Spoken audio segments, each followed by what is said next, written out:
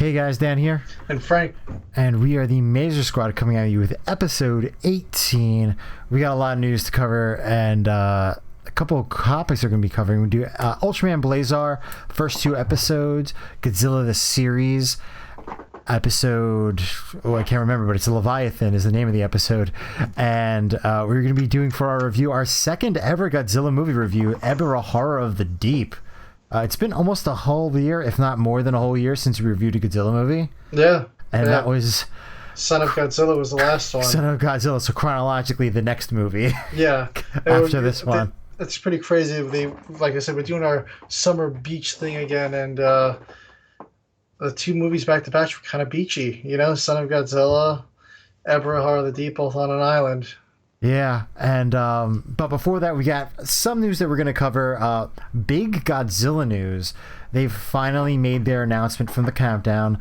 The new Japanese Godzilla movie that's going to be coming out in November in Japan, December in the U.S. Godzilla Minus One. Yeah, I mean, the name of it. For the longest time, everyone's like, "Oh, it's going to be called Godzilla Zero because it's counting down and it's before Godzilla from 1954." But, I mean, all we got was a little teaser, but Very in that short teaser, it's and just... a bunch of merch. And a bunch of merch. Tons of merch. I mean, that little teaser was jam-packed with just complete chaos. The logic behind the title Minus One is because it takes place immediately after the atomic bombs had been dropped on Japan. Japan has been defeated in the World War. They're at an all-time low. They're at zero. And then Godzilla shows up, bringing them into the negative, which is the minus one. Yeah. And Godzilla in his trailer, for the literal split second that you see him, looks completely insane. He just so, like, filled with rage. He's going to go chomp down on this train. You see his foot destroying buildings. The feet look nuts too. He's got these huge feet. The figure's been put online, the full body shot's been put online, and his feet look gigantic. Yeah, one of the things that I felt like from the trailer, just watching it, to me it felt like that Godzilla vs. Gigan Rex short that they released for Godzilla Day was almost like a concept design of what we were getting in this movie. Yeah, like you can, like, the DNA is there. Everyone's like, oh, they reused the Godzilla ride. Godzilla. I did not think that at all when I saw that design. I was like, it's similar, but not even that close. I'd say that there's definitely elements of Heisei Godzilla in there. It's there's a definitely little bit elements. of everything. Yeah, it's a little bit of everything. I think That's in your the head, goal. when you think of a Godzilla design, this has the DNA of, like, probably a bunch of different designs. So I think that's why people are like, oh, it's reminding me of this, it's reminding me of that. Yeah. You know, it even reminded me... I think that's part of the thing, because it's the 70th anniversary. So they're like, all right, we have 70 years building up, and this is just like the representation of 70 years into this design. Yeah, I mean, you have the Heisei thighs. You have the Millennium scales on the back. Definitely a more modernized Showa. I feel like the size is more of a Showa size. It's not an absolute giant Godzilla. To me, it looked like it was a smaller Godzilla. Yeah. Like you would get in the Showa era. Yeah. I feel like they kind of took a bunch of elements that we've had over the years and put it all into one. I thought the detail on the skin was... It looks like it's got like coral or like something like barnacles almost on it, right? So, yeah, I gotta say, like, honestly, my big fear is that we don't get a 4K release of this, because we've never gotten a Godzilla movie in 4K before, and just the amount of detail that it looks like is on this movie needs to be seen in 4K. Like, well, we do know it's getting a December 1st release here in the States and November 3rd in Japan, and Regal is one of the first theaters to actually announce that they will be showing it December 1st. I don't know how long of a run it's going to be. I don't think it's going to be a Fathom event type of thing, because Regal is the one that came out and said it, not Fathom. So I'm thinking we are going to get a legitimate run of this movie, which is absolute. We haven't seen that since Godzilla 2000. I think we should at least get a week or two in theaters. Yeah. Kind of like with the Dragon Ball Super movie that came out in the summer. Yeah. Where I think it was in theaters for like 2 weeks. Yeah. And it did really well. Yeah. I can see this doing just as well. I think people are geared up for a Godzilla movie, and especially with, hey, let's not avoid the big elephant in the room. There's a writer's strike and an actor's strike right now, so content is going to be sparse. Yeah. So this might be what Japanese media needs to maybe get a little bit more up front and be like, hey, we're here too. We're good. We're a good alternative if you don't want to be paying for your Netflix subscription or you hate Warner Brothers. Yeah. Like, it's definitely an alternative. No, absolutely. Like you said, I think with these strikes going, it might become a big time for international film. Yeah. And, if that is what happens and people really get into international indie low budget films or foreign films, maybe we'll start getting more of that in the US as well, where we're getting more creative ideas that are more low budget. Yeah. Yeah. I think that's definitely, an idea. Maybe we'll get some more indie comic ideas brought to the big screen. Yeah. Who knows? Yeah, I mean, a lot of these. I mean, I've seen some stories about the writers and their stuff, and so a lot of them deserve a lot more than they've been getting. So yeah. I would imagine. I mean, if I was a writer right now and I'm sitting on the picket line, you're probably not working on a project that a studio is assigning to you. You might be working on that passion project that you've been putting aside for 20 years. So maybe we'll get like some weird kaiju fan movie pitches in like 3 years. We'll see that on the big screen. Who knows? Yeah, we'll see. Fingers crossed. Yeah, fingers crossed. But and more excited for that. Yeah, super excited for it. We do have more Godzilla news coming up, and this is more Bandai figures, and you know more of the toys than I do. So last episode we talked how Playmates was bringing an end to their Godzilla Classic Monsters line. We're going to be seeing that from here on out. It's going to be the Godzilla, X Kong, Monsterverse toys. It's going to be all the newer stuff. And part of the reason why is Bandai is coming to America. They are going to be releasing their figures here, which is really awesome. I'm really hoping we see not just the Godzilla stuff, but like the Gamera stuff that they release, Ultraman finals and everything like that. So the first wave is up on Amazon. You can pre-order Hedorah from Final Wars. You got Ghidorah from 2019. You have Kiryu with his whole armor and everything here, man. You got the fully armored Kiryu, Millennium Godzilla, and Godzilla 2019 as well. So those are the first 5 figures you'll be able to get. $20 off Amazon right now. I'm not sure what other retailers have them, but the cool thing is that you can actually get them, unlike the Playmates figures where you're blindly going to Target every day and finding nothing. You can find the big Godzilla. I know you're looking for it. You can find the Godzillas. That's about all you can find at Target, but you can't find any of the other guys. Yeah, I got them. Yeah, that's awesome. That's an awesome figure. It really is. Like, the plastic's like a little plain, but like from a distance, it looks really good. Yeah. I'm probably gonna take it out of the packaging. Yeah. I think I'm just gonna have it up on the shelf. Yeah. No, I haven't decided yet, though. It's a cool figure. It is. Absolutely. But I mean, that's all you were able to find. You weren't able to find the Gorosauruses unless you were super lucky. You weren't able to find the Baragons unless you were super lucky. They went straight to scalpers. All those figures go straight to scalpers. I was lucky and I got a Jet Jaguar. They're nice figures, but they're not scalper price nice figures. No. I'm excited. I mean, honestly, you showed me the Kiryu. It looks cool. Honestly, Final Wars Hedorah is sounding really cool to me. Yeah, I'm probably gonna pre-order that. If you click the page I sent you with the Kiryu, all 5 figures are there on the bottom. You click them as like different options. Yeah. So yeah, really cool. We could share that out on the bottom down below. Yes. And more toy news. We have and the biggest regret, the biggest impulse buy regret purchase in Hasbro history, Power Rangers. The rumor is that they might have quietly ended the Lightning collection.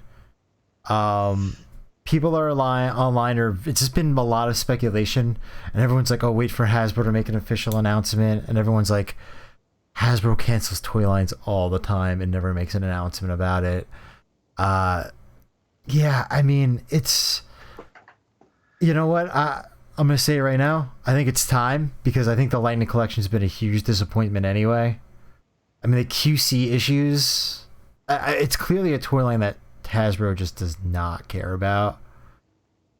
Like, you'll email customer support about stuff, and they'll just have just like Rangers with extra stripes on it, and you'll contact them about it, and they'll be like, oh no, yeah, that's fine. And they're like, okay, well, why do some of the figures have 5 stripes and some of them have 4 stripes? Why are all the SPD morphers different? Why do some SPD Rangers have fan-made logos on them? Like, there's no consistency within the toy line. And then this is the toy line where they started doing, like, not 3D scans of the Rangers and just taking photo references of them and using their likeness, which apparently, you know, was part of the contracts that they signed, that they kind of owned their image, they can put them on toys and stuff. But yeah, previously it sounded like they were bringing in these actors. And again, these are non-union actors who are barely getting paid anything. Most Rangers actors make their money after the series when they go to fan conventions consistently. So yeah, I was seeing something going around recently. You know, you're talking about them making money. Is that the actor for Zordon got paid like nothing? He got paid once. Yeah, he got paid for one day. They took pictures of him, and that was what he got paid for his on-screen work. That's ridiculous. And now, I think it was customary at the time that Bandai was bringing, because Bandai used to do the action figures for Power Rangers before Hasbro bought them. Bandai used to still bring the actor in for a day, do the 3D scan, and send him off. Hasbro's not doing that. They're just taking reference pictures and making models, and they're making really bad mistakes. There was an example where they were showing off the SPD Red Ranger, and they didn't even have a picture of the actor up. They actually had a picture of a cosplayer up as the reference photo that they used. Oh my god. Yeah, so to me, I mean, I liked the Lightning collection. You know, I have a Goldar, I have a Beast Morphers Gold, I have a Green Zeo, and I like those figures, but it was never a line that I was like, I have to get every figure, because I got who I wanted, because I picked and chose. If I wanted to go for a full set, I'd probably be very disappointed as a collector. Yeah. I was considering getting the they had like the remastered Blue Ranger figure that came out. I think it was like, I forget what they called it, but it was like Lightning Collection like Plus or something and they announced the Blue Ranger. I think it came out. I think it's the only one to ever get like an upgrade as like a premium collector's line figure. That's a shame. I mean, you know, it's been a lot of, it's so sad, the doom and gloom around this, especially with it being like the 30th anniversary. We had this awesome special. It was such a celebration a month ago, and now it's like, oh, they killed it. They're pulling out of New Zealand, and they're not filming there ever again, and who knows if they're going to film again, and it's really not the way to go, especially with this 30th season happening, which I don't know when it's going to be. I think it's supposed to be next month, I thought, but yeah. But again, who knows if they're going to try to stretch out content now. Yeah. But it's kind of sad, you know, you thought it was going one way. Now, again, I'm still giving the series the benefit of the doubt whenever they can make a reboot of it now, because who knows when that's going to be. But it seems very like Hasbro bought it and they regretted it the second that they bought it. They had buyer's remorse, unfortunately. I think they did, you know. Maybe they'll do another toy line, or maybe they're just like, hey, but with the way that they released the Cosmic Fury toy line, where it's just kind of integrated in with the same shelf space as as Dino Fury, and doesn't really seem like they like refreshed it at all. Yeah, that's It's a little sad. Hopefully they come out with a new line. Maybe they're like, hey, the brand recognition for Lightning Collection is just absolute garbage, and we want to just slap a new coat of paint on it, make a new toy line, and actually have like a real premium collector's. Because from the beginning, it was supposed to be a premium collector's action figure, and there was QC issues from the start.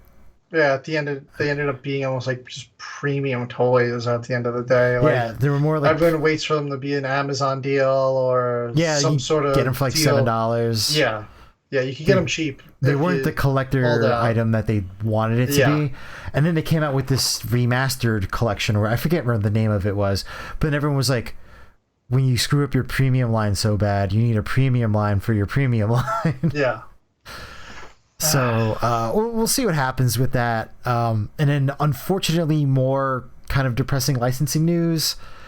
It's not confirmed news. We haven't heard anything from MillCreek officially, but there's a physical media YouTube channel that I watch, Serial at Midnight, and he gets all of the MillCreek releases in. Like, they sent him reviewer copies of everything. And when he was going over the Red King Kaiju collection, he just offhandedly said, he goes, yeah, MillCreek's gone through all their license stuff and they're just going to be releasing these collections now. Which, you know, it doesn't seem like a random comment that he would make. Yeah. Because he was the YouTuber that I knew when he was talking about when they announced like 5 seasons at the same time. Yeah. He was the one that was like, oh yeah, this is going to be coming out this time and this time and this time. He kind of knew the dates of when stuff was hitting the streets. So if I was a MillCreek collector, you know, I'm going to be doing a video on the Red King collection. I'm going to be doing episode comparisons to see if the Blu-ray version has higher quality than the DVD versions of some of the seasons that are on there. And I'm going to just watch the live show and be like, hey, is this worth picking up? Yeah. It's like $12. The answer is probably going to be yes. It's very cheap, very affordable, but they're just, you know, they're just milking it now. It's more like MillCreek right now. Yeah, are they milking it? One is, are they milking it? And two is going to be, are they going to be able to include enough new things on there to get people to continue buying? Yeah, I mean, which I don't want them to start piecemealing like English dubs as a reason for me to pay $12 for each new English dub episode. I really hope that's not what they do. That's kind of annoying when they did those 2 deep discount exclusive sets. They were like, oh, we had episode this and this from Ultraman in English dub, and it's like, oh, that's cool, but then you're collecting these random episodes and random sets to get like the complete series in an English dub if you want an English dub. And, you know, with this huge push right now with Ultraman getting dubs here, getting the streaming here, merchandising, there's so much going on with Ultraman right now here in the States. You know, I'm hoping maybe somebody else is getting the licenses for these newer series, and whichever ones MillCreek didn't get. Like, I've been hoping for an Ultra Q Dark Fantasy set forever. And now that I know that they're not getting it, I'm going to go to someplace illegitimate and buy a nice quality bootleg set. It's converted imports, but I know a place that makes good stuff, and I'm going to get it. And it's going to be just as good, or usually actually better than what MillCreek has given us. So I'm going to go for that now, because now that I know that it's not coming out here, I'm going to start picking up the ones that I know we're not getting now, because I've been holding on. Like, I really want to get this set, but I don't want to buy it and then MillCreek releases it next month. And it's not going to happen, it sounds like, right now. And it's kind of a shame when we had like a spark of hope last month when they're like, oh, there's more stuff coming, when everyone's like, oh, MillCreek, you got more Ultraman coming. But they really don't. They do, but they don't. The fact that Ultraman Day, which is an entire week, passed and there was no news. They just did the giveaways, which is cool. Yeah, I mean, that's cool, but that's the time for you to announce that you have renewed your licensing contract. That's the time for you to be like, hey, we have this coming out next month, or we have this coming out for the rest of the year. This is our lineup. That's when you do that, not just do a bunch of giveaways and have a discount, which was nice. I mean, hey, I picked up Ultraman 80 for $7. Yeah. So, I mean, I'm not complaining, Yeah. but it's, you know, Yeah, Blazar and Full Spin. You got like so much good stuff happening for Ultraman right now, and yeah. MillCreek didn't get in on it. Yeah. I mean, there's a bunch of newer series. There's a bunch of streaming exclusive series that they could have licensed out, and they haven't. So we just have to see. And the other thing too, from like I was hoping we got it last year announced, but we haven't had a follow up since last Ultraman Day, was the Marvel crossover series. Marvel's gone silent on this Ultraman series. I'm hoping it still happens. And I'm hoping it still happens. I mean, we still haven't reviewed Ultra 7. I honestly think probably one of the things we could do is go back and review the whole Marvel series, because we didn't do that here on the channel. We reviewed the first issue of Ultra 7, but yeah, something we might do in the future. Yeah, I can pick up the 2 trade paperbacks and we can do like an episode if that's something that we want to cover. We do have a couple more indie things to cover, but we're also running out of indie comics to review as well. I feel I have like a pile of indie comics. Yeah. I don't know. But hopefully that's the end of the depressing news that we've had in this whole middle slump. Let's get on to some good news. Matt Frank's been teasing this new project that's all his for quite a while now, and we finally have a poster and a name, and it's State of the Monsters. Yeah, it looks really cool. I'm looking forward to it. I don't know what his plans are, if he's going to go to a publisher with it, if he's going to crowdfund it. Really looking forward to it. As always, his art looks incredible. Yeah. I can't wait for it. Yeah, I don't know. Yeah, I don't know if he's going to go with the publisher, if it's going to be an indie thing, or if it's going to be like on Image Comics and be like a creator-owned but still widely distributed thing. Yeah. I think if he goes Kickstarter, it's probably going to be one of the more successful ones. Yeah, I think if he did crowdfunding, it would do phenomenal. Yeah, I think it would too. Obviously the guy's very talented and he could do his own covers and everything, but could you imagine just like if he's like, yeah, I'm doing my own thing, I'm drawing it, writing it, and also we're going to be getting like variant covers by like people like Bob Eggleton and stuff like that. I think it would explode. Well, it's almost like, he did kind of single-handedly almost do the Redman series himself. Yeah. And then they did the Behemoth release with all those variant covers. I mean, that first issue, I think, had like 7 different variants. I'm kind of hoping that they continue that. That was something that I wanted to bring up, actually. I was going to do a video on the Redman series, but we'll talk about that at a later time. But I'm just really hoping to see more Matt Frank comics. And he did that awesome Space Godzilla cover, too. I know. I can't wait to read that Space Godzilla comic. Yeah.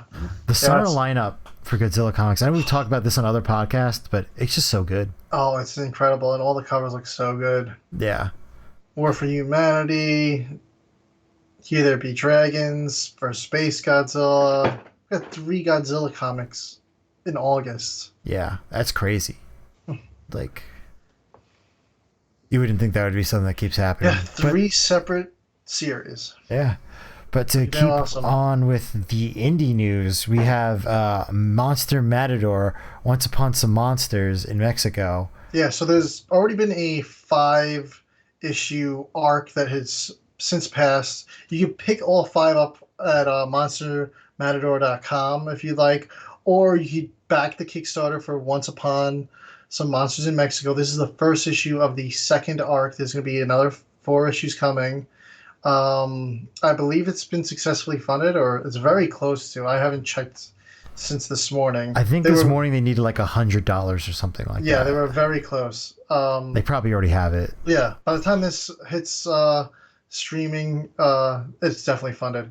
So you could pick up the new issue and Volume 1 as a trade paperback. Volume 1 includes a story that's solo to the trade paperback. You can only get it in there. You can't get it individually if you want to buy the individual comics. So check that out. Looks like a really cool series. But I guess we're going to transition to our first review of this episode, and that's going to be Ultraman Blazar episode 1 and 2. What'd you think of it? I was not expecting. So going into it, I went in a week late, so I've already seen some things online for it, and everyone was like, "Oh, like it's changed the tone and all this stuff." So I mean, I'm going in like not really knowing what to expect. So the person that ended up being Ultraman wasn't the person I thought was going to be Ultraman. So that was already one change. They actually did go with the serious military guy. And I was like pretty surprised that they went with that instead of like a more comedic, like learning to be a hero type of guy. Yeah. And on top of that, Bazanga as a kaiju name. Yeah. I love it. And this is probably one of the Bazanga. coolest kaiju designs you've gotten in quite a while. The kaiju designs are great, and Gatos from episode 2, awesome design. They've been killing it with these kaiju designs. Yeah, to me, this I haven't seen any modern Ultraman series. I have been watching from the beginning, starting with Ultra Q. I am currently on Taro. The only modern Ultraman series I've seen is the anime, which is Doesn't different. count. It's Yeah, different. it's It doesn't different. count. It's not the same So thing. the tone of these episodes was much darker than I'm used to. Like it was like serious, like military. Like usually there's a lot of like goofy stuff going on in between. Um, it was very modern, believable to me. It felt like going from Showa Godzilla to Heisei Godzilla. Like there was some campy Showa moments, and then Heisei was just boom, stone faced the whole Yeah. time. That's how this felt. This first episode, very serious. That's a good comparison. It did. I definitely did get, maybe because it was just that night. I did Yes, get it was I did get darker. Godzilla 84 vibes from this. Yes, it's darker atmosphere, super military to start off with. Very different. Like like I said, I'm used to the show Ultraman. It always starts off with like kind of like your regular average Joe kind of like our first one he was with the Science Patrol in an accident. Second one was like a copy of a guy that rescued people in the mine. That was Moroboshi. Third one was a race car driver. Yeah. Well, Fourth one was a bakery delivery man so in and a Decker, hospital nurse. which is what I watched last year. I watched like the first 15 episodes and then life happened, so I didn't get to finish watching that series. He was a sweet shop worker. Like he sold candy. Like his The, family owned a candy shop, and he worked in the candy shop. yeah, And the only reason Ultraman picked him to be his avatar was because he was like at like some like cosmic airport, and he ended up trying to save like some guy that like some military guy that like was about to die, and he like tried to sacrifice himself to save him. yeah. So he picked him as like his champion. But like, Yeah, and then he joins Guts, and he like slowly learns how to become more of like a hero type of thing. But again, he's a Yeah. very goofy character, Yeah. which is kind of the shtick. Yeah.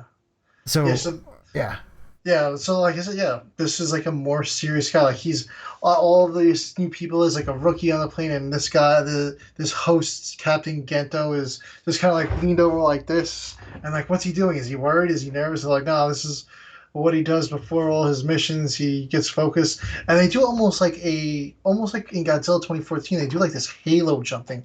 They jump out. They have like It these was rocket awesome. boosters. It's almost like how Moroboshi was in the Ultra.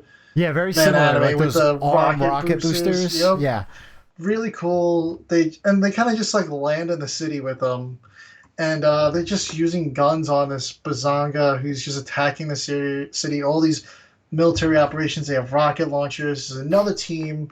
They get hit. They were in a building above Bazanga. They get hit, and Gento decides to just go up there and check on his teammates. And while he's attempting to rescue one, the dude passes out, and then just the Blazar henshin device just appears on his arm, and then he's got this coin, and he kind of has like this energy just pulling his hand with the coin towards the thing. He puts it in, becomes Ultraman, and he just kind of begins fighting Bazanga, and during this fight, we just see like this one random girl kind of appear. She's like getting orders. She shoots But a rock. she's wearing like street clothes though. Yeah, Which yeah, is clearly not a part of the military operation. yeah. But in episode 2, we learn about her. It's Emmy. So she's part of some sort of military operation. She fires this special rocket at him, which Gento and his team were supposed to shoot.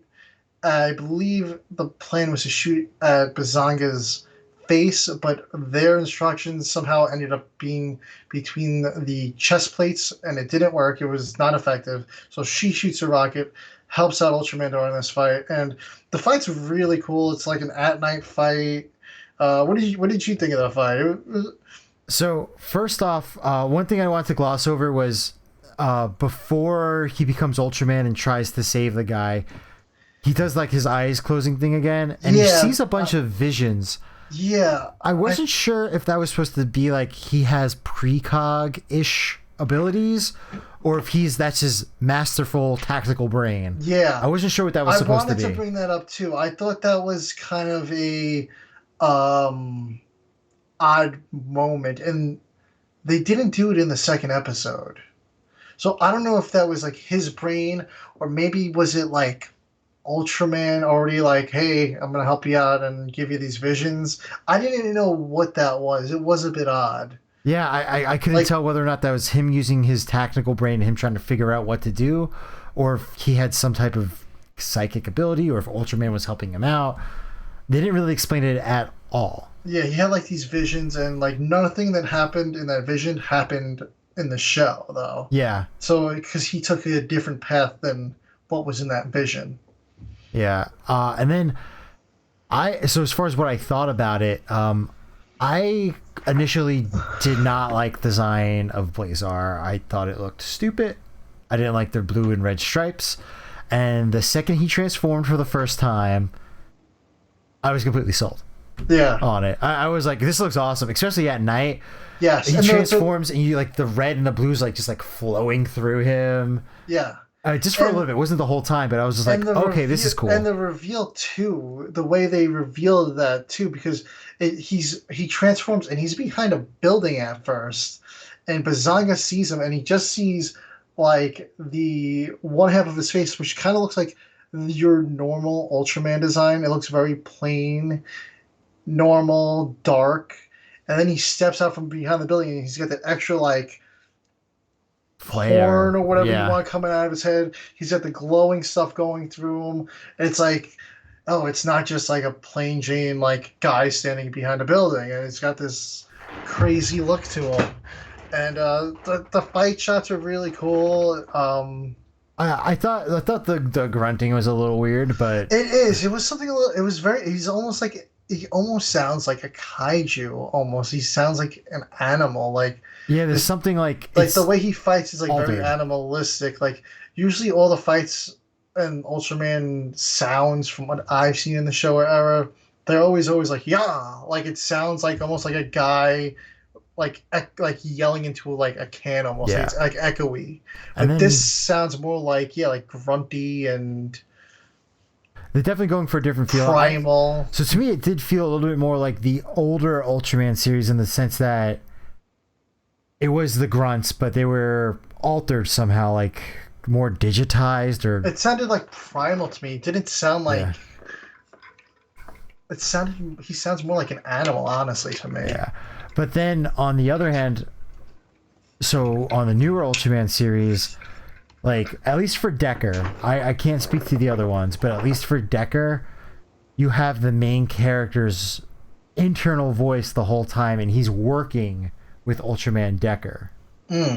Like, Decker's kind of instructing him on what to do in the fights, and he's also, like, consulting with Decker and be like, no, I think we should do this, or... And there was explanations to his powers and what he was doing. No explanations in this first episode. We still don't really get a ton of explanation in the second episode either. Yeah. But basically the fight ends with Blazar pulling out a Blazar spear, which seems like it's going to be his signature move. Which no like crazy beams or anything. This was awesome. It's like, sort of a beam. It's like, yeah. It's awesome. So he sticks out his palm, and like a black hole appears. Yeah. And then this giant lightning spear comes out and he grabs it. Yeah. I was like, what? Yeah, well, like a Blazar kind of is a black hole, and the whole design is like that spear thing shoots out of it, and then like a quasar is when there's four of them. Yeah. But yeah, it's a really cool design because like the spear like doubles as like his beam. Yeah. Um, And then you can go. You can continue. No, you go. No, you go. You go. Well, one thing that they did notice in the fight, which again they didn't. Again, there's no commentary during this fight at all. Was his limiter was blinking? Yeah. Which I feel like I haven't noticed that in quite a while. But like they didn't commentate on it. But I was just like the whole time I'm like, okay, like it's blinking. Like you're supposed to know, I guess. Yeah, I mean, I guess like 50 years in, you're supposed it's to be like if you know, you know. Yeah, if you know, you know. Yeah, the limiter does go off during the fight. They, like you said, there is no commentation on it. Yeah, he defeats Bazanga, and then the way this series seems to be going with the first two episodes is it kind of ends with something teasing the next episode. So with the show era, I'm kind of used to just the episode, everything being all wrapped up neatly and over. Each episode seems like it's going to the next.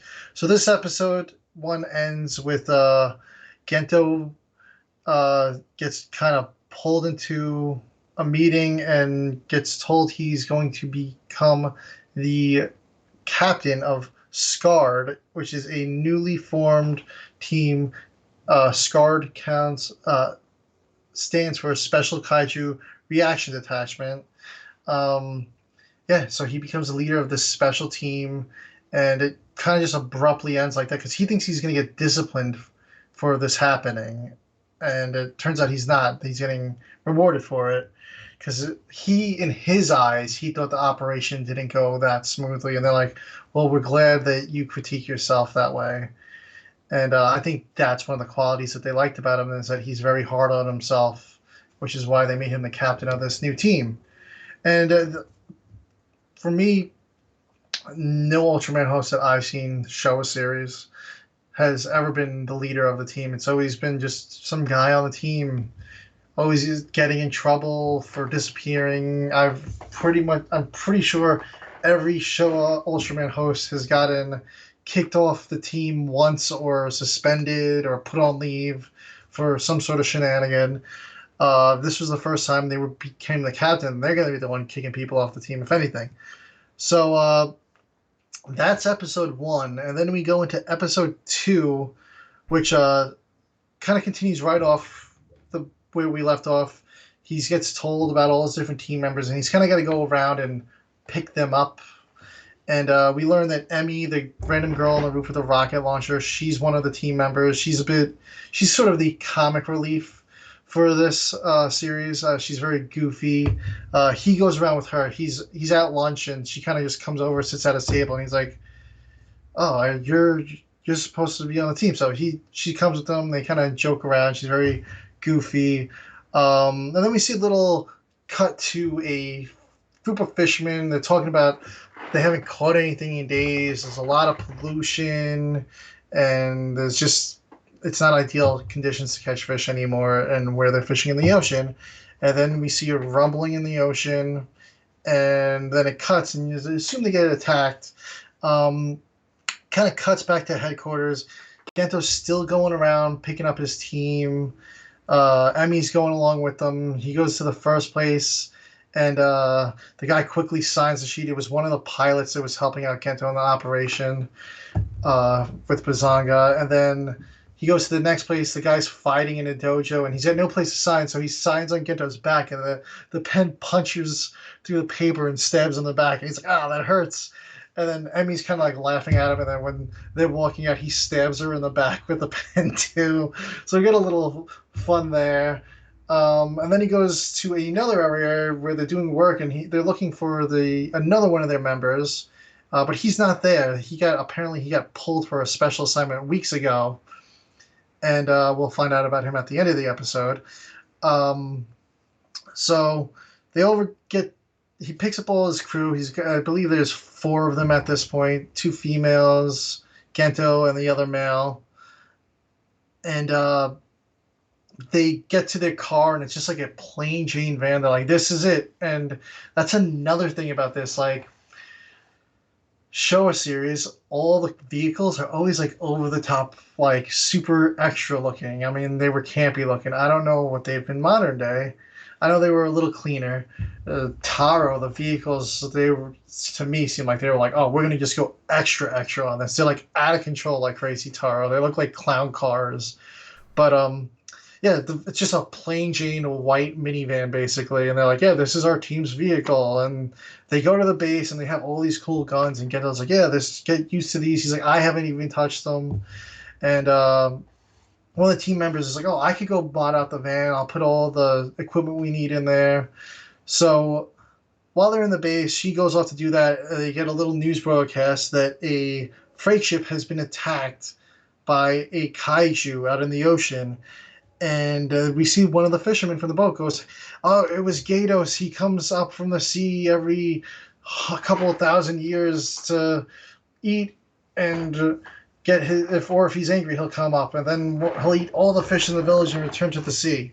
And one of the team members does some research, and he's like, "Yeah, that seems to be what the ancient texts say, that Gatos would rise from the ocean, attack fishing villages, eat all their fish, and return back to the sea once he was pleased."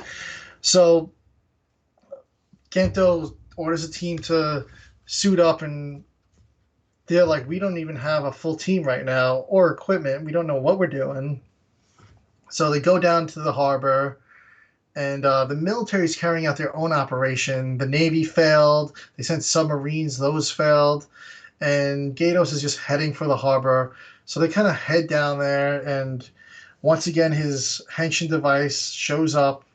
He becomes Ultraman and begins fighting Gatos. And one of the other things I forgot to mention is when they go to the van that was getting modded out, she's like, oh, all the equipment was already in the van and modded out. She's like, I don't know what happened. All of a sudden, it's got armor plating, bulletproof glass.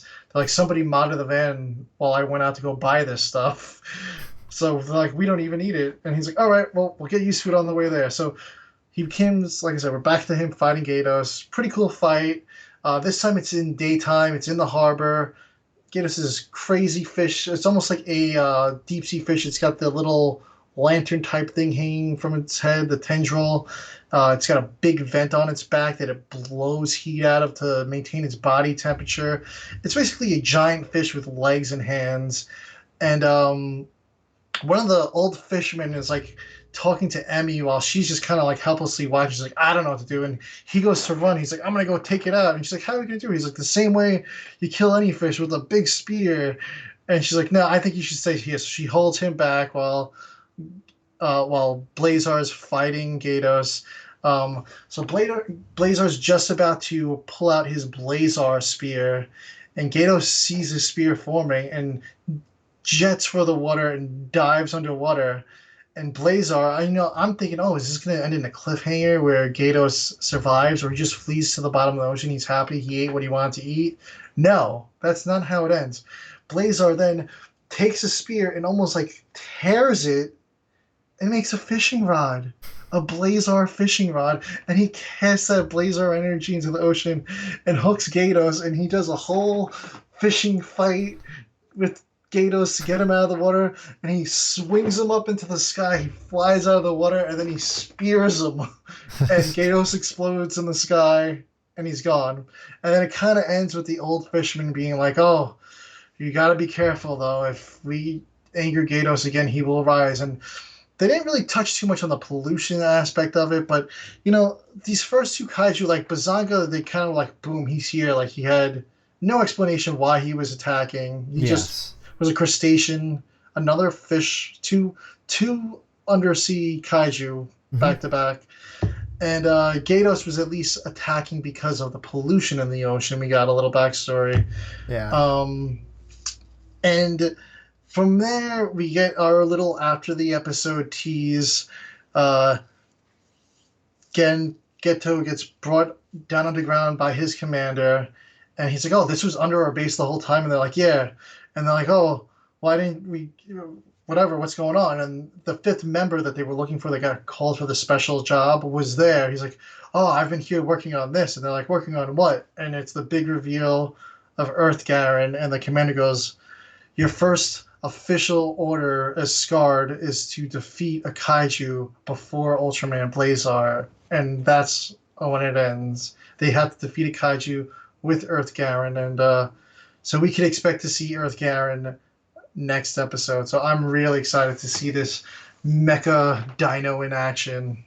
Yeah, I mean, so one of the things I'm looking forward to is, are we going to get some type of Earth Garen Ultraman like team up form? I know it's not something that they usually do in the Ultraman series.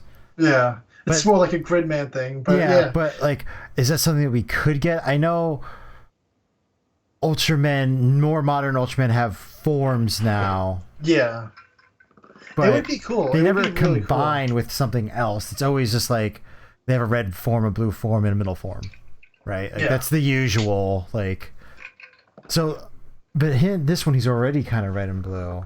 No. Like, are they? And then something that makes me think that this is going to be more of a reboot to the series is when Ultraman appears for the first time in the first episode. This is something I forgot to mention. Is like one of like the older soldiers is like, oh, that's an Ultraman. Like, I've heard rumors about them from astronauts. Yeah, they'll see them in space. So it sounds like Earth hasn't had an Ultraman in this series. Yeah, like to me, it sounds like this is almost like a soft reboot. It could very well be. So as far as we know, as of right now, Bazanga might be the first kaiju encounter of this Ultraman universe. It could be. And I know Ultraman is like a multiversal series, but like just as far as this one goes. No, it's definitely a possibility. It is interesting. I mean, like I said, we haven't got a ton of details from these first two episodes, so I'm really looking forward to seeing what we are going to get from this, because it looks like they're trying to weave a continual story through it instead of them being very self-contained episodes. Yeah, it's not as so serialized. far it's leading into the next, and it'll right off the bat you're like, oh crap, where's the next episode? Like, it's like, oh, if this is all out on like a regular streaming service, you'd be binge watching this if it was available all at once. Yeah, I mean, I'm happy with it so far. I think that they have a serious side, they have a bit of a goofy side, and I think they're going to probably try to weigh a good balance between that. Yeah, almost like Shin Ultraman. There was a little humor in there. Yeah, I think that-that's a good part for like a more mature audience. I mean, obviously, Ultraman at the end of the day, they want to sell kids' toys. Like, just look at the Morpher, look at the Henshin device. Yeah, the toys. They do on the YouTube shoot. They advertise all the toys. Yeah, which is all completely awesome. It's what it's there for. Yeah, but if you want to bring in like a more, I think this is the way you bring in a more an older-ish audience, is that you do have stories set up like this. Yeah, absolutely. Yeah, I'm really looking forward to it, and we're hopefully we'll be able to review a bunch of these. And Chuck, we have the next couple months, a couple of weeks are like really tight for us, so we might not get to review all the episodes. We might have to do something like this where we do like two at a time, 3 at a time. But we're going to try to cover as much of them as possible, and I'm really dedicated to watching this. I'm going to catch up eventually with all the show series, and I'm going to get to modern day. But it's going to take years for that to happen. So this one, I'm making an exception for. Yeah, no, I think this is definitely one of those to keep an eye on.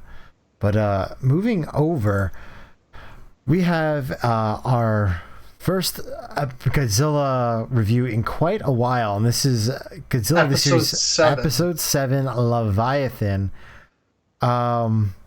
Pretty cool episode. Yeah, pretty cool episode. What'd you think? Yeah, I liked it.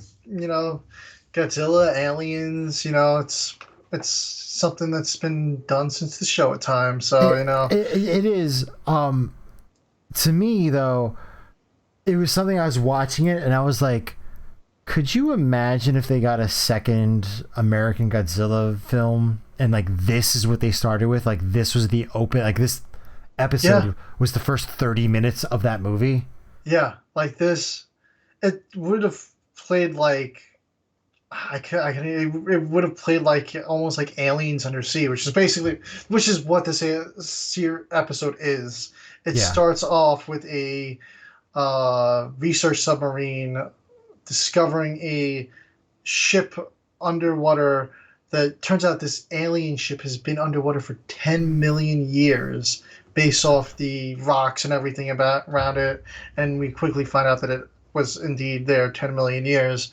But the way they're tracking the ship is through tachyon waves. uh, so we see that in the opening. These scientists go on the ship and are soon pulled by tentacle things, and we don't really see what's going on there in the opening. And then we get the Heat Crew. Yeah. So they show up and They're doing the same exact thing. the same thing is always like you're like, oh yeah, there's these tachyons going on, and it's I understand. It's like one of those things. Just like I understand, it's a kids show. Yeah. I understand, but when characters like Craven and Randy still have the same fights where they don't respect each other's intelligence, meanwhile they've already had episodes that show you that like they've resolved their issues. Yeah. Like it does. This is like a bit of a disconnect sometimes, but I guess they used Randy as like he doesn't know what tachyons are, so we're gonna explain them things. So basically, they're like energy particles that move faster than the speed of light, and Earth's technology is just catching up to the point where they can track them, and that's how they're able to find this ship. And Craven is like a fan of this doctor that they're trying to save. Yes. Doctor, what's his? I forgot his name. Doctor. I forgot. I forgot. I wrote his Polarin? name. Yes, Polarin. Polarin. Yes, Polarin. Polarin. So they pretty quickly they find his ship. They go on board. The captain of the ship is like, "Hey, I was told not to interfere, no matter what." And they're like, "Oh, they've been down there for 3 days, and we haven't heard from them." Yeah. And then they're like, "Well, we're gonna go down." Yeah. So they get a submersible from them. Godzilla's helping them out on the way down, and as they're like on their way down, there's these like they're like Plesiosaurus type. Yeah, like Plesiosaurus They call them Cryptocletus. They're like a Plesiosaur type species. Cryptocletus? Yeah, that have been extinct for like millions of years, but they're down there. And during all this, Randy's having like a panic attack because he's scared of the tight spaces and being that deep underwater. And Monique is like somehow calms him, and he's like, "Oh, how did you do that?" And she's like, "I just know how." And it's like, they have something going on. There's chemistry with the two of them, so like they're gonna have a thing eventually. And that's how she got him to calm down, in my opinion, because she's like, "Oh, he's a guy. I know how to work him."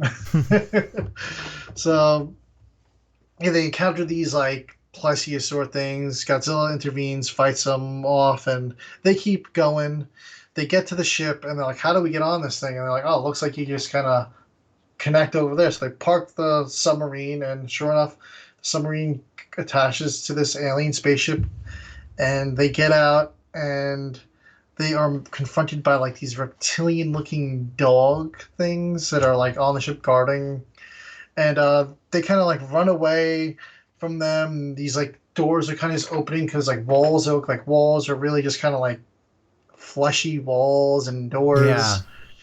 And then like some of them have like portal-ish technology to them. And then they end up fleeing the dogs, and they end up finding the Dr. Prelorn, and he kind of gives them the whole scoop on the aliens. He's like, yeah, the aliens have been preserving dinosaurs and made these dogs by crossbreeding dinosaurs, so that's what these creatures are. And it turns out the ship's actually been there 65 million years, not even 10 million years. So we get 10 million from Dr. Prelorn at the beginning. He's like, "Oh, it seems like it's been here over 10 million years," but he finds out from the aliens that it's been 10 million years. 65 and million. 65 million years. And they're like, how do you know this? And he's like, oh, there's still some of them are awake on the ship, but most of them are still in stasis. And he's like, I'm good. He's like, I've sided with the aliens, and he's like, they want to assimilate the Earth cities to cater to the aliens' needs, and I think it's the right thing to do. And Craven is kind of like, what? This isn't like what you're about, though. Like, so he's basically saying that the humans are going to become slaves to these aliens. The aliens are going to enforce peace. And one of the cool things about these aliens to mention is they're actually all voiced by Ron Perlman. I thought they were.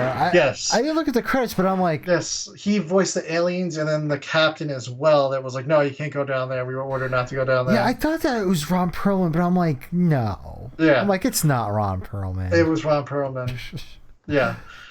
Yeah, so... And he has a very distinct voice. Yeah. So... Craven's kind of all bummed about it. The whole Heat team gets taken, and like Perlorn's kind of like, I know Craven, you're kind of like me, so like, you know, you could join us. You could help make this world amazing, great.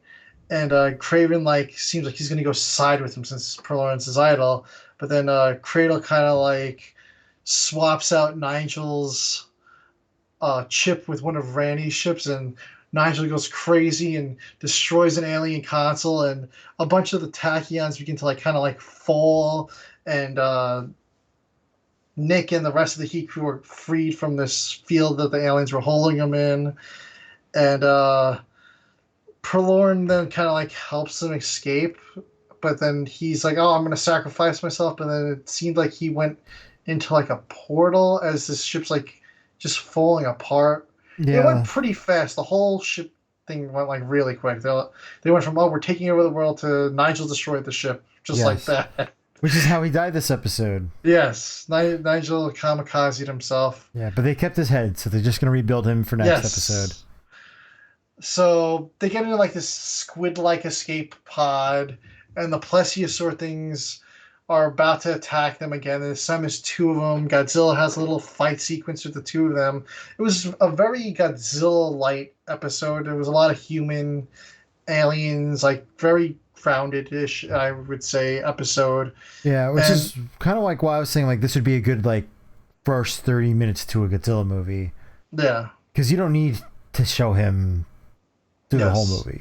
And they also escaped with the two of Perlorn's members that were on the initial ship with Perlorn. I forgot to mention that the two members that did dock the ship with Perlorn did survive, but they kind of, it looks like they're under mind control by the aliens, because they're like, oh, we got to be careful now that we know aliens are out there. We never know what could happen or if they'll come back. And then it kind of like shows them standing behind the Heat team with like glowing eyes, kind of teasing like, yeah, the aliens are going to be back. Yeah, and then also they're like, oh, yeah, we're just going to not tell anybody about this and just leave all this wreckage here. Yes, because they're like, oh, it's like super like, yeah, they're like, oh, that's super high technology. It could be dangerous in the wrong hands. So the aliens are like, bet? Yeah, exactly. I like this episode. You know, you know, we haven't watched this series in such a long time. I'm assuming this might be like a precursor episode to the Monster Wars. I'm not sure. I don't know. I mean, we have Winter with his mutants, and now we have the aliens. We have some villains forming throughout the series that are being teased, which is really cool. Yeah, only 7 episodes in, and I feel like there's multiple future storylines set up. So, you know, we're gonna have to see where this goes. You know, I thought this was another great episode. A little bit more serious, a lot less comedy in it. Yes, I felt like. So, and it involved the slavery of humankind. Yeah, you know, usually this episode felt longer, not because it was boring, but like I feel like a lot of these episodes are usually like action packed, like one thing after another. Yeah. This one I felt like they kind of slowed down, explained what was going on. There's a human heavy plot. Yeah. So it would like you were saying earlier, if this was released as the second Godzilla movie, if it started off like this, it would have started off almost like a horror, like the with these scientists getting taken and they're going on this fleshy alien spaceship underwater with these dogs chasing them, tentacles coming out trying to grab them. It's Mhm. very hard. It reminds me almost of the game Prey back in the day. Yes, Um, very similar. yeah, and humans being enslaved by aliens. It's just not very Godzilla-ish. It's very more horror elements than Godzilla in this, which is pretty cool. Very cool Yeah. that they were able to do this back then. Just have this range. I was very happy with this episode. I can't wait to see what's going on next with the series. This is definitely like a series that's been slower to review than I would have expected, but it's like every episode's been great in its own Yeah, way. yeah, I really can't say that absolutely. there's been a stinker yet. No, no, Yeah, hopefully it yeah, doesn't happen. yeah. But I mean, the this and the only two episodes that didn't have like kaiju. I mean, this had the plesiosaurs in it, like briefly, but there's only this and the winter episode, and the two of them seem like those two episodes are the two episodes setting up future villains. yeah, yeah. So it takes away from that like one-off plot thing, that they're building. Yes. But yeah, I guess it's time to move on to the main event, Ebirah Horror of Deep, or Godzilla versus the Sea Monster, whatever you want to call it. yeah, whatever you want to call it. I watched the Japanese dub. He watched the English dub. I'm sure some of our recollections of the movie are going to be slightly different. But I gotta say, I did check out the English version because I have both the Kraken release and the Criterion Collection one. My lord, does the Kraken one look so much better? Really? All right. That's good to know. So it might be like a tad oversaturated, but the Criterion Collection version looks like way under saturated. All right. That's good to know. I think it's definitely like one of those copies. I think I have a short up about like movies you own doubles of, and I was like, well, I own the Kraken collection I'm because I'm pretty sure I watched the Kraken version. I don't think I watched the Criterion. if you watched Because English, you watched the Kraken version because the okay, Criterion collection does not have an English dub. okay, so then I did watch the Kraken version. Yeah.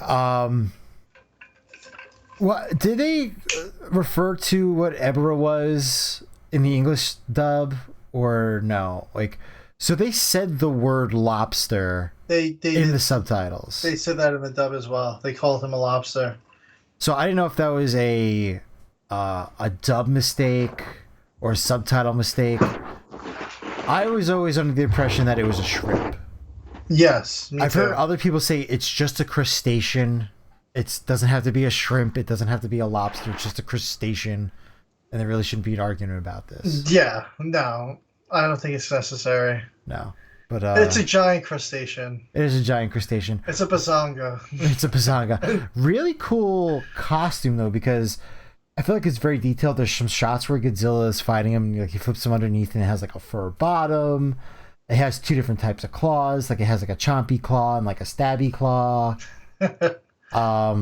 And like there's a scene where he like eats two sailors and it's got like a moving mouth. Like Yeah, pretty intricate yeah. design. From the research that I've done about the movie, it sounds like one of the heads of Toho suggested a giant shrimp monster and was in love with the idea when this script came out. So I think like a little bit more budget was put towards the shrimp costume. Really, one of the things I actually kind of failed to do for this review is I actually didn't do a ton of research on some trivia about this one. Actually, and that's a pretty cool So tidbit.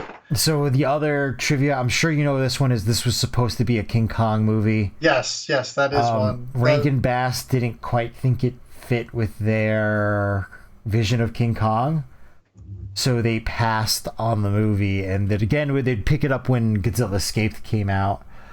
But one of the funny things though is apparently the scariest kaiju in all of Showa Godzilla, the Great Condor, is in this movie, and apparently it was in there because there was a condor in like 2 episodes of the Rankin Bass King Kong cartoon. Oh, really? All right. Yeah, it has like a hat or something.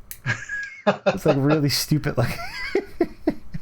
Oh, But God. apparently that's why the giant condor was there.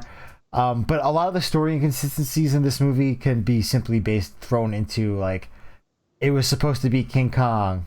Like whenever there's something like this doesn't make any sense for Yeah. Godzilla, it was supposed to be King Kong. That's why. Yeah. And they just kept the script. Apparently, they had already built the shrimp suit before they secured any of like the clearance to do like a King Kong movie. And then when they got canceled, they were like, all right, well, we'll just put Godzilla in this movie. And then they were like, well, we don't really think a shrimp is really like a good versus for Godzilla. And they were just like, too bad we built the suit. Yeah. Like apparently like this guy was just really into the idea of a giant shrimp monster. He's like, I need it. And it's in all. I know this is one of the movies that we watched a lot growing up. I still have the VHS That's here. right there. It's like super beat up. I remember That asking to watch this movie a lot. that VHS is like 30 plus years old. Yeah. That box is See beat that to says hell. right there? Good times. Good times. Good times. That's amazing. But yeah, you continue. No, I was just gonna say that's like such a cool cover art too. I really wish they made it a laser disc with that. I went on a little laser disc kick of lately, and I'm like, oh, let me see if they have Godzilla versus Sea Monster cover art on a laser disc, but they don't. Yeah. And the one other little trivia thing about this movie was apparently just prior to like this was like another like B team Godzilla movie. So apparently Ishiro Honda was in the middle of doing War of the Gargantuas, but the suit actors were brought over from War of Gargantuas after they were done filming. So it was almost perfect because obviously Gaira was the Godzilla suit actor, and he was like, oh, it was good kind of training to be doing all these water scenes because there's a lot of water scenes in War of Gargantuas, and those are a lot more open suits where they could breathe and move a little bit more freely. So this kind of made them like a little bit more flexible with the suits. That's pretty cool. And apparently with the Ebirah costume, it was the Sanda actor, but he was able for the water scenes, at least not for the underwater fights, but the above water fights, he just had to wear the top half of the costume. So he was also a little bit more mobile in the water. Apparently it took him 1 week to film all of the fight scenes in the water, and they were in the water for like 16 hours a day. Wow. Yeah. That's gotta be exhausting. Wearing the suits. That's gotta be really exhausting. Yeah. Yeah, I mean, the amount of work that goes into making these, I know people rag on these movies all the time, but like the amount of work, you would not believe. Yeah. Jeez. They're probably trying to film that stuff all day. I can only imagine. Yeah, so I guess we'll kick off with our summary right here. So opens up with like a mom in like this like temple looking thing, and you know she's like with this, you know, she's telling about her lost son to this psychic, and she's like, oh, your son's still alive. She's like, I don't sense him in the afterlife. He's still out there. He's not in the beyond. And then it's like some of the older villagers are like, get the hell out of here. Stop telling her. She's still been going on about it. And then it kind of just like cuts to the brother wrote at like a newspaper in Japan trying to convince them, because his brother was on a ship that sank, and they ran a story about it saying everybody died. But then he's trying to say, no, my brother survived. They went to a medium. And the guy's like, listen, I can't write a news story saying your brother's alive because a medium said he was alive and not in the afterlife.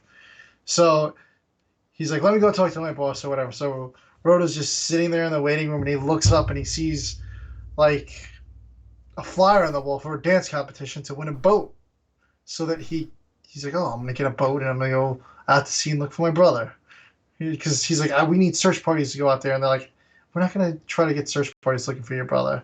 So he's like, I'll do it myself. And he's like supposed to be from like this like nowhere town, like Yeah, he's it a seems true like, country boy. yeah, country boy. So he's supposed to have never seen a boat before in his life.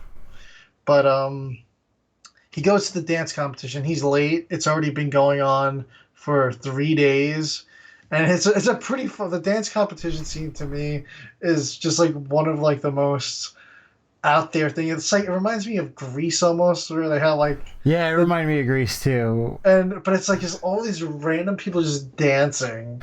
Well, it's like in Community when they have like the pop and lock off. Yeah.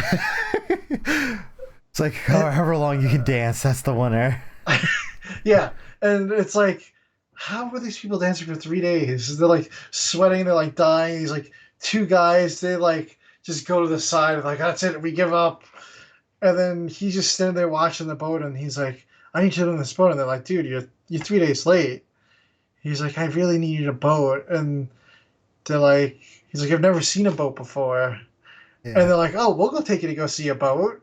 So they drive down to the docks, and there's a bunch of boats, and he's like, oh, this is a nice boat. So they all get on this yacht, and they just start wandering through. And like, oh, this is a boat that could definitely cross the Pacific. Yeah, like this could cross the sea for days, and they're opening cabinets, and it's fully stocked with food, clothes, and that's when we see Akira appears, who plays, I believe his name's Yoshi. They call him Yoshi for short. Yeah. He's like, what are you doing on my boat? He pulls out a gun, and it's like, oh, it's just such a nice boat. We're just trying to admire it. We mean no harm. And somehow they end up staying the night there for some reason. You know, he invites them. He's like, hey, you could stay the night, but just in the morning you guys have to leave. Yeah, it's just kind of really random. So like, I mean, we find out why later. Yes. But yeah, it's like really weird, especially just like the interaction. He's just like, okay, you can stay on the boat. They wake up the next morning though. His gun is completely destroyed. He's like, hey, it was a toy gun. And then they go up and they're like, oh man, they're in the middle of the ocean. Yeah. And Rota's just like, yeah, I'm piloting this boat, and they're like, what the hell's going on? And he's like, I'm going to look for my brother. He's like, this boat was a gift from the gods, and I can't refuse a gift from the gods, so I'm not going to turn back. And everyone's like, you got to turn around. He's like, no, I'm not going to turn around. And they're like, do you know how to drive a boat? And nobody knows how to drive a boat. And Rota, a country boy that's supposedly never seen a boat, is the only one driving the boat. And I'm assuming it's because his brother had worked on a boat and told him about how it works. Yeah, he's the only one who knows how to sail, so they can't do anything about it. Yeah. So they have these rations. The other two guys go down below with Yoshi, and they just kind of get a little montage of food. Well, actually, no, we get a little news report, actually, while they're here. And the news report is about a bank robber had fled the country. The authorities were looking for him. Was he a bank robber or just like yeah, he was a bank robber, but also they report that there's a stolen yacht. Yes. Which they're like, well, if this was your yacht, it wouldn't be reported stolen. Yeah. And they were like, is this the stolen yacht? Yeah. And they're like, are you a bank robber? And he's like, yeah, let's just shut this off. And he's like making like skeleton keys and stuff. Yeah, they're like just traveling. They're at sea for weeks. Then we get like a montage of the cabinet that was loaded with food, and we see just slowly disappear through this montage. And they're like, we've been sailing forever. What are we gonna do? They're like, we got to get this guy to turn around. And they're like, so they're like, all right, we're gonna go take him down and be like, yo, we're going. But when they go above deck, a storm comes in, and the ship capsizes. We see the Ebirah claw come up, and then cuts to them washed up on shore. It's very similar to how the ship in Godzilla Here There Be Dragons ends up on Monster I Island. thought the exact same Every thing. time a storm happened, they ended up on the island. That's exactly what happened with this. Yes. And it's even the exact, it even happens later in the movie. Yes, it does happen again in the movie. But anyway, they encounter Ebirah. He destroys the ship, and then they end up getting washed up onto the island. At first, they're walking around. They're like, "Oh, well, you're a free climber, right? Well, we're gonna climb up this mountain." So they climb up, and at the top of the mountain, I thought this was a weird thing for them to be concerned about. I don't know what they said in the English dub, but in the subtitle version, they're like, they see the sword that's at the top of this mountain, and they instantly go, "There's cannibals on this island." Yep, that's what they said in the dub too. They were like, "Cannibals!" And I was like, why would you jump to that conclusion?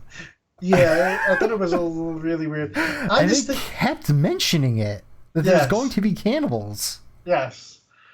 And then it cuts them, they come upon like this grove of coconut trees, but then they just look like between the four of them, because they were at sea, they were running out of rations. They must have eaten like 20, 30 pounds of bananas and oranges. And, they were eating bananas, oranges, coconuts. And just all on the floor, you just see like all the peels. It just looks like they went to like a produce section of like 20 supermarkets and dumped it all out on the floor.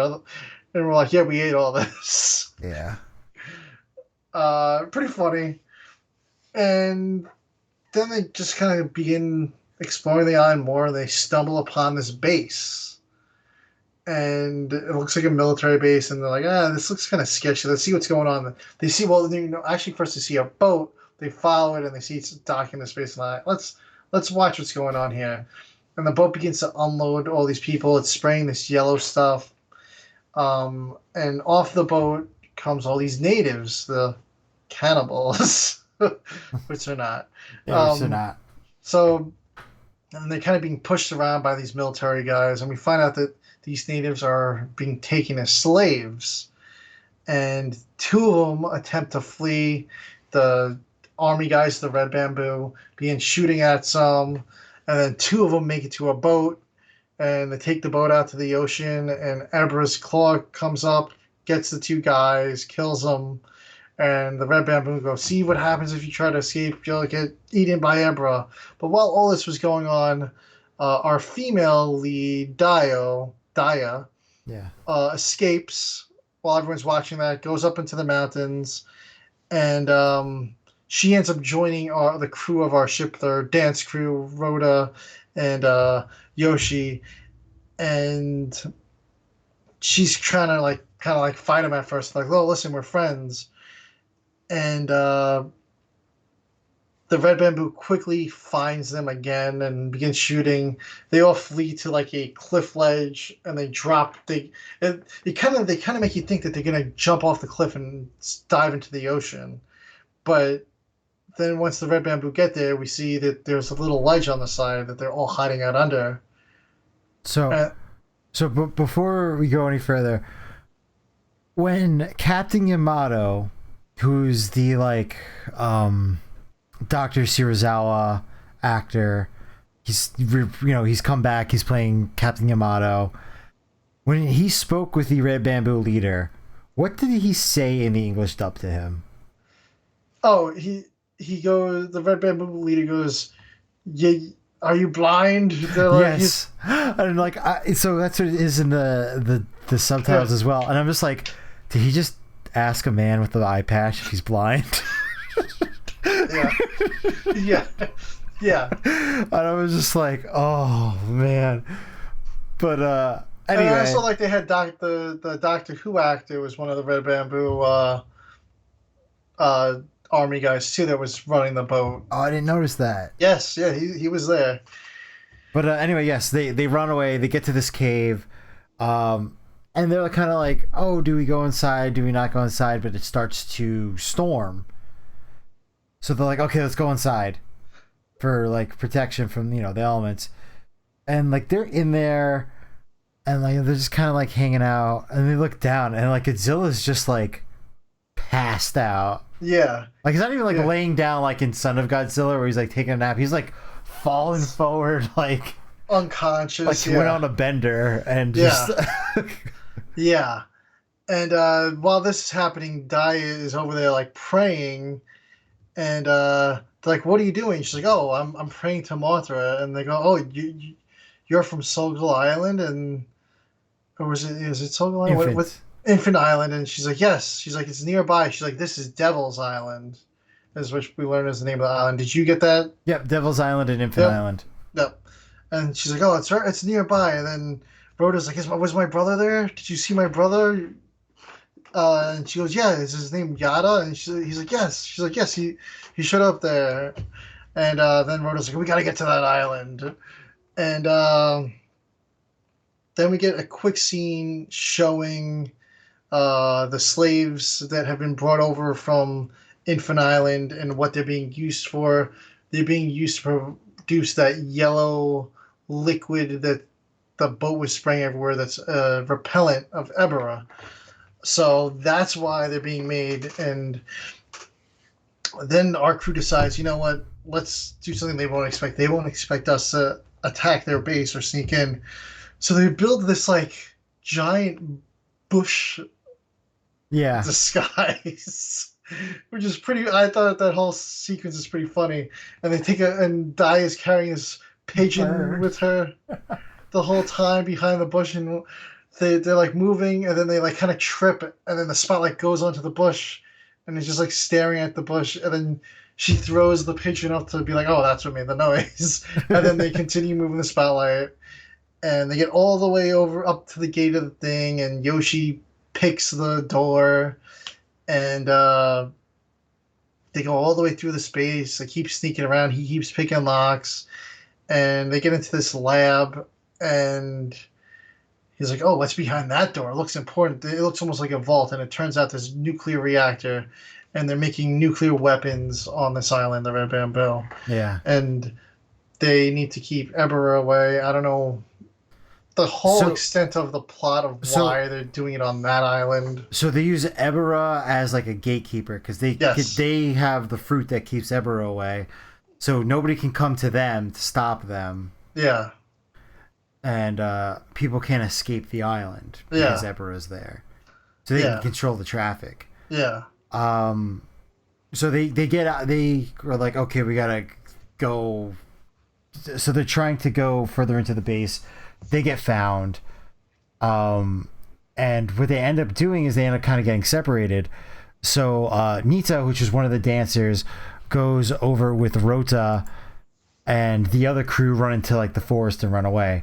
So most random thing, Rota's foot gets caught on a weather balloon, Yeah. and he goes flying away. The weather balloons they used for surveillance, there was like cameras. That's how they tried to look for them the first time. Yeah, so When they were his leg gets caught on a weather balloon. He flies away. Nita gets captured and gets put with the slaves, and everybody else runs back to the cave. We find out later that he lands right in the middle of Infant Island while they're Ice. doing a ceremony to awaken Mothra.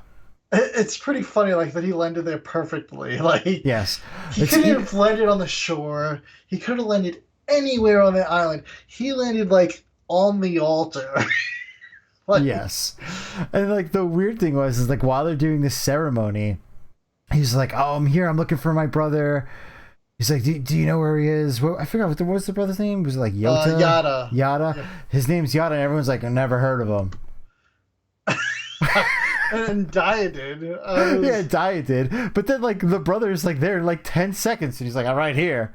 I'm the other random guy that showed up on the island. I'm the guy with no shirt wearing jeans. Yeah. When everyone else is wearing tribal garb. You'd think everybody would know that guy. Yeah. I thought that was like the funniest scene. But yeah, we get the Infant Islanders, we get the Shobijin, we see what was from what I understood, it was a matte painting of Mothra. Because obviously to get the shot of the Islanders and like the Mothra costume would have been like really hard, so they just matted it out. Anyway, back to the island. Do you want to take it from here? Yeah, so back to the island, the pretty much they're like, we got to get off this island. We're screwed. Um, we got to figure out a way off this island, and they're like, well, why don't we wake up Godzilla? And when Dio was there in the base, she took a string of wire, and they still have the sword. And like, well, how are we going to do that? And basically, the plan is to wake him up with electric. There's all these storms running through all the time. So like it'll hit the sword and the electric will wake him up. And I felt like this was kind of like a reference to the electric thing with Kong in the King Kong vs. Godzilla movie where he had that like electric charge to him. Yeah, I can definitely see that to an extent. I can see that that's probably where it came from. Like I don't get how, but like it didn't power up Godzilla and it didn't give him lightning powers. So I feel like they can kind of get away with it. They were like, it was like, was he having like in cardiac arrest? And they're like, oh, we got to give him a defibrillator throb. Is basically what it seemed like. Like it was a little weird, but it worked. Yeah, it definitely was. It was definitely a little strange. I'm willing to accept it because especially they did have the electric fence later and it did hurt Godzilla. So I'm like, okay, like there's some leeway there. Yeah. So they wake up Godzilla. Meanwhile, back over the slaves that were making the yellow stuff, they start making fake yellow stuff with the leaves instead. They're like, oh, when they take the boat out, the boat will get attacked. So they start making an imitation liquid now. They're like, yeah, we got to outsmart them. So Godzilla wakes up, and kind of like everything's just like hitting the fan. There's a storm going on, and Godzilla kind of just comes out of the cave and begins to fight Ebirah. And the two of them fight, and it's a pretty cool fight. There's underwater sequences, just a lot going on. They have the infamous volleyball scene with the rock throwing back and forth. Oh my god, it was the comic book hilarity of Godzilla just backhanding the boulder, and like you think that's the end of it, and then it's just like this radio tower just gets like destroyed. Yes, and he's like, yeah, he's just like, are we getting invaded? Yeah. Oh, so that's what he says in there. Yeah. In the dub, he gets on the phone and he goes, something terrible has happened.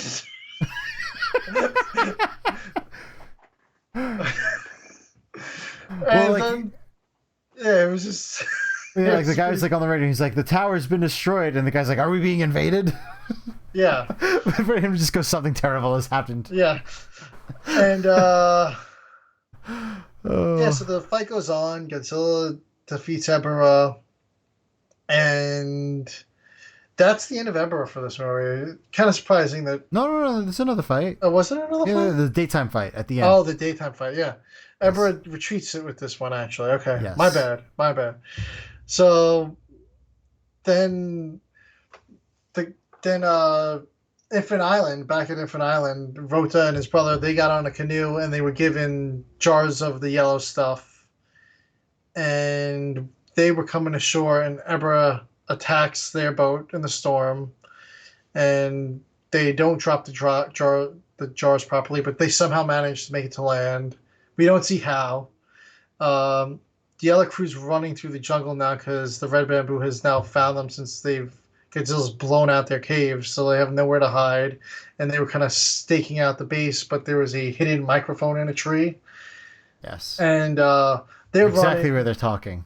Yes. And meanwhile, they had been setting up all these little traps, so Rhoda and Yada get caught in one of their traps, and they get free. So the whole crew's reunited now. Except for Nita, who's still with the slaves. So they're like, oh, the Shobijin said that we have to make a giant net and just let the others know, and they'll know when the right time is right and what to do. So they're like, all right. Yada's like, he's like, I'm gonna go and I'll let them know. And they're like, how are you gonna do that? So it's just chaos is going on now. Godzilla's come to land. Uh, I know Daya, this other element now happens. She's walking and gets attacked by a condor, and it's almost like a King Kong type of bond where Godzilla all of a sudden becomes attached to her. Obviously, he's like infatuated with her. He's falling asleep. They're like, how are we going to rescue them for her? Godzilla fights the condor. Red Bamboo comes. And so they're all distracted by Godzilla now because Godzilla attacked, pissed that the Jets attacked. So he's going to the base. So they go to the base because they're like, we're going to free the slaves before Godzilla destroys it. But Godzilla pretty much destroyed most of it. The gateway to the slaves is like in rubble. And Yada gets in there, opens the gate. They all get out. At this point, Red Bamboo is abandoning ship. They've set a self-destruct sequence for the island. And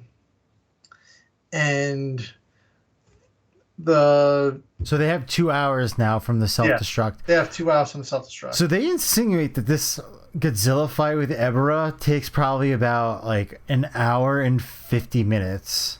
Yeah. Like that they were actually fighting for that long, like underwater and above water. Yeah, because Ebirah rises again when the Red Bamboo leave, and this time they don't have the spray. Ebirah quickly destroys the ship, and then Godzilla begins fighting Ebirah again. Yeah. Godzilla does his little taunt because the fight ends with him tearing off the claws. He does a little taunt with the little pincers. Apparently that was improvised. That was not scripted. Mm. And they go back on land. Mothra comes finally. They're building the big net, which is really a basket that they built. Yeah, they built a giant basket. It was a net at first, but then it was a basket. Yes. What did they tell them? They told them a net in the subs? Yeah, I think it was a net, yeah. Yeah. So the Shobujins are like, get in the net. We're gonna... It's so weird because they built the net and then they run towards Mothra, and then when they get to Mothra, the Shobujins go, get in the net. So they run back to the net. And then Mothra picks up the net and is flying away. Well, almost is about to happen. Then Godzilla starts trying to fight Mothra, but Mothra just gives him the biz. Yeah, Mothra kind of... It's like a quick little... Net and flies away. Like a little scuffle, yeah. And then Mothra's like, all right, I'm out of here. Grabs the thing, flies away.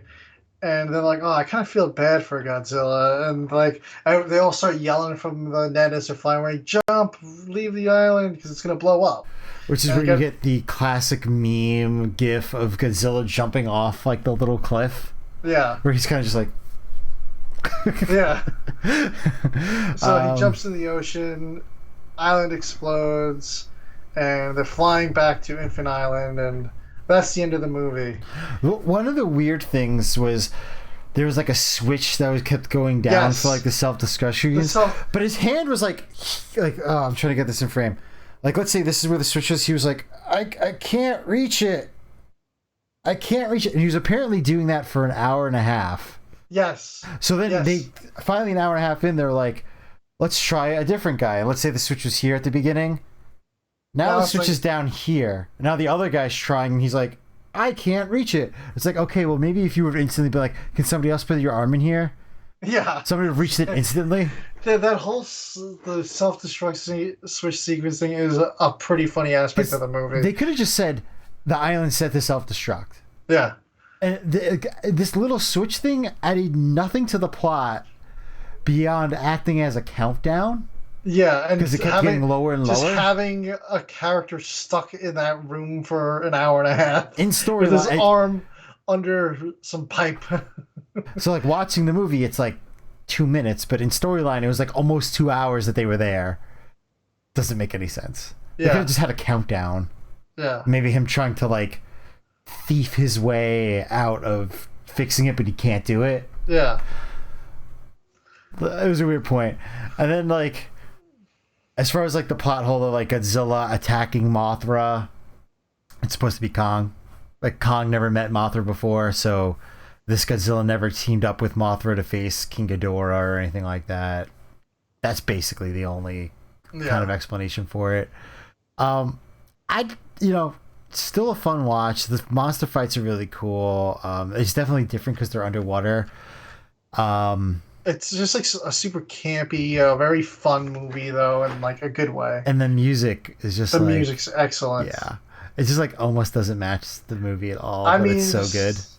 just think about it. Like the whole idea of what the cast is. We have a thief, lockpicker, two dancers, a farm boy, and a native girl. Like, Yeah, it's definitely a unique cast of characters. yeah, like And then they're fighting a terrorist organization. yes, all of those five versus organized terrorist organization causing complete chaos. Yeah.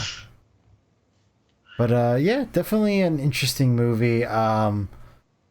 Definitely has the summer vibes. I definitely remember watching this movie so many times as a kid. That VHS cover art is super nostalgic. Yeah, And definitely one of the more interesting Godzilla kaiju that he faced. Like, there's honestly no other kaiju like Ebirah. I can't think of another one that's even similar to it. yeah, Like Ebirah, maybe Kamungus, yeah, but like it's supposed to be like a kid's Yeah. movie, so giant spider kind of makes Yeah. sense. yeah, yeah, The fight with Godzilla with all like the airplanes and everything was actually like crazy, like yeah. because That was a great scene though. yeah, Because you get the Condor, then followed by the airplanes. That scene gets reused in Godzilla's Revenge. yeah, In that movie, they're not red bamboo airplanes, but they're red bamboo airplanes. yeah, yeah. So I guess that kind of wraps up Yeah, this. this is always This one of my show. favorite movies. Sea Yeah. Monster. It's a summer classic. Yeah. If you guys have any other summery themed kaiju movies you'd like us to review down below, let us know. We're looking for suggestions. And we'll see you guys on the next podcast. Yeah. Thanks for watching. All right. Bye.